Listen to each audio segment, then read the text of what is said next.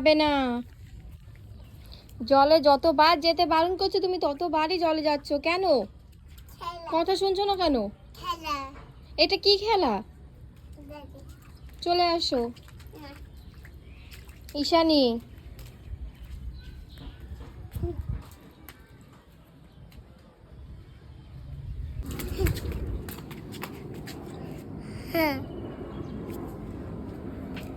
যেতে বারণ করেছি ঈশানী।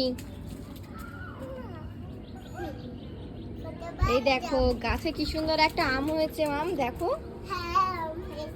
দেখেছো? তুমি দেখেছো এই আমটা? ঠিক করে বলো।